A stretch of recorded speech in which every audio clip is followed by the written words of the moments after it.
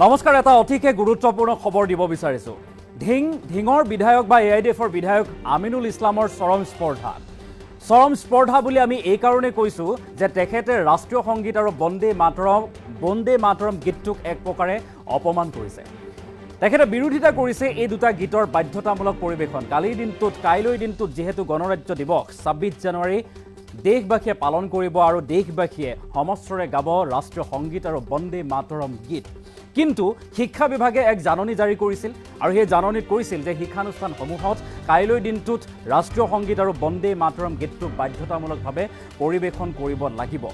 কিন্তু ইয়াৰ বিৰোধিতা কৰিছে এতিয়া ঢিঙৰ AIDFৰ বিধায়ক এইগৰাকী আমিনুল ইছলামে বিৰোধিতা কৰি কৈছে যে এই গীতটো বিশেষকৈ বন্দে মাতৰম গীতটোত হিন্দু দেৱ দেৱীক উপাসনা কৰা হয়, কিন্তু ইছলাম ধৰ্মই কোনো ধৰণৰ দেৱ দেৱীক উপাসনা কৰাটো মানিব নোৱাৰে। আল্লাহৰ বাদে আন ধৰ্মক উপাসনা নকৰে ইছলাম ধৰ্মীয় লোকে।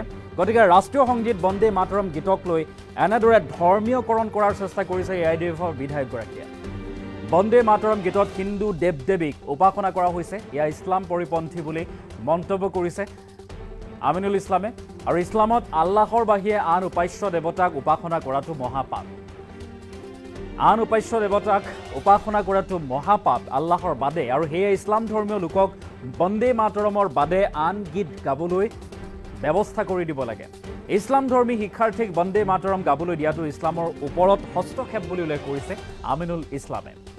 গণৰাজ্য দিৱসৰ বাবে শিক্ষানুষ্ঠানত শিক্ষা বিভাগে জাৰি কৰিছিল নিৰ্দেশনা, আৰু এই নিৰ্দেশনাক লৈ এনেদৰে এতিয়া এক প্ৰকাৰ বিৰোধিতা কৰিছে আমিনুল ইছলামে।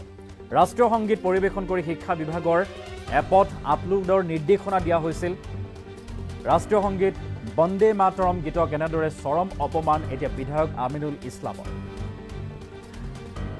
২৬ জানুৱাৰীত ৰাষ্ট্ৰীয় সংগীত আৰু বন্দে মাতৰম গীতৰ বাধ্যতামূলক পৰিৱেশনৰ বিৰোধিতা কৰিছে এতিয়া আমিনুল ইছলামে। আৰু আমি সকলোৱে জানো, যেতিয়া দেশে গৌৰৱবোধ কৰে তেতিয়া এই ৰাষ্ট্ৰীয় সংগীত আৰু বন্দে মাতৰম গীত গায়, আৰু এই গীত দুটাই দেশৰ সাৰ্বভৌমত্ব, দেশৰ অখণ্ডতা, দেশৰ ধৰ্ম নিৰপেক্ষতাক প্ৰতিনিধিত্ব কৰে।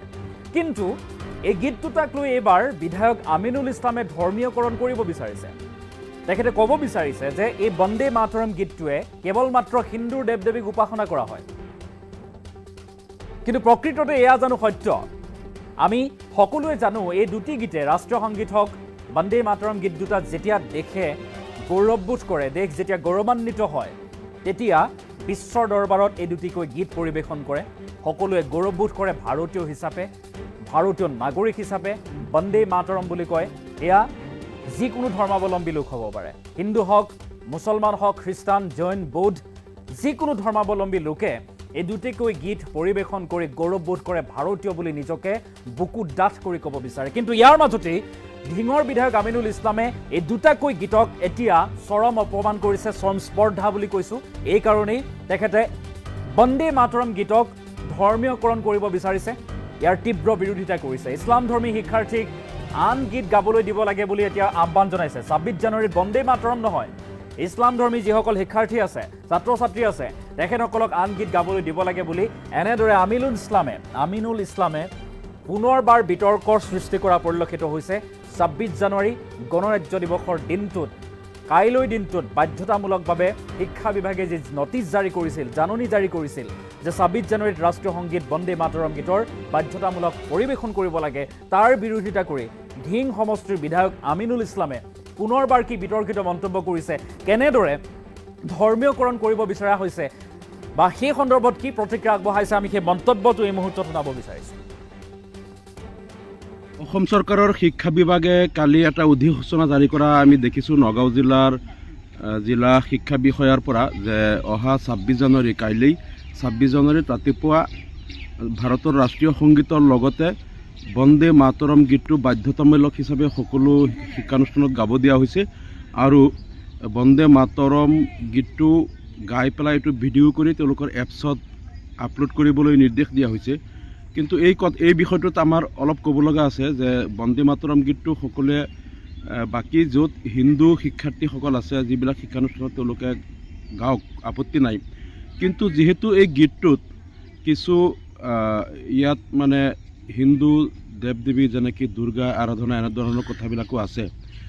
আৰু ইছলাম ধৰ্মৰ যিটো ধৰ্মগ্ৰন্থ কোৰআন শ্বৰীফত আল্লাহ তালাই কৈছে যে একমাত্ৰ আল্লাহৰ বাহিৰে অন্য কোনো উপাস্যক উপাসনা কৰিব নোৱাৰি বা তেওঁলোকৰ বন্দনা কৰিব নোৱাৰি। আৰু আল্লাহ তালাই কোৰআন শ্বৰীফত সমগ্ৰ মানৱ জাতিক যিটো মেছেজ দিছে যে গোটেই বিশ্বব্ৰহ্মাণ্ডৰ সৃষ্টিকৰ্তা, পালনকৰ্তা, নিয়ন্ত্ৰক একমাত্ৰ আল্লাহ তালা, মানুহৰ সৃষ্টিকৰ্তা, মৃত্যুদাতা আৰু সকলো জীৱ জন্তুৰ অন্নদাতা, সকলো একমাত্ৰ ক্ষমতাৰ অধিকাৰী আল্লাহ। আৰু আল্লাহৰ বাহিৰে অন্য কোনো উপাস্য দেৱ দেৱীৰ উপাসনা কৰাটো আটাইতকৈ ডাঙৰ গুণা। ইছলাম ধৰ্মত আটাইতকৈ ডাঙৰ কবিৰা গুণা বুলি কয়, আটাইতকৈ ডাঙৰ মহাপাপ আল্লাহৰ বাহিৰে অন্য কাৰোবাক শ্বৰীক কৰা বা আল্লাহৰ লগত শ্বৰীক কৰা। গতিকে এই ক্ষেত্ৰত ইছলাম ধৰ্মৰ লোকসকলক বাধ্যতামূলকভাৱে কোনো অন্য ধৰ্মৰ দেৱ দেৱীৰ আৰাধনা কৰা বা তেনেধৰণৰ কিবা মন্ত্ৰ বা তেনেধৰণৰ কিবা ক'বলৈ বাধ্য কৰাটো আমি ভাবোঁ গণতন্ত্ৰৰ পৰিপন্থী, ভাৰতৰ সংবিধানৰ পৰিপন্থী। গতিকে এই বিষয়টো বাধ্যতামূলক কৰাটো কোনোপধ্যেই ভাৰতৰ গণতান্ত্ৰিক, ভাৰতৰ সাংবিধানিক ৰীতি নীতি মতে এইটো বৈধ নহয়।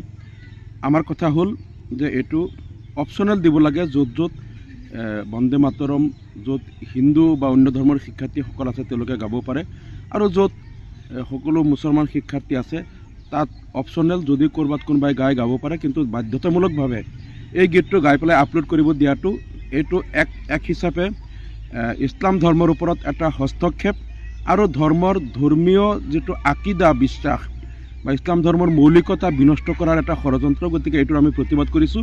আৰু পুনৰবাৰ এইটো যিটো চাৰ্কুলাৰ জাৰি কৰিছে যে বন্দে মাতৰম বাধ্যতামূলকভাৱে গাবই লাগিব সকলো শিক্ষানুষ্ঠানত আৰু এইটো এপছত আপলোড কৰিব লাগিব, এই নিৰ্দেশটো প্ৰত্যাহাৰ কৰিবলৈ আমি দাবী জনাইছোঁ।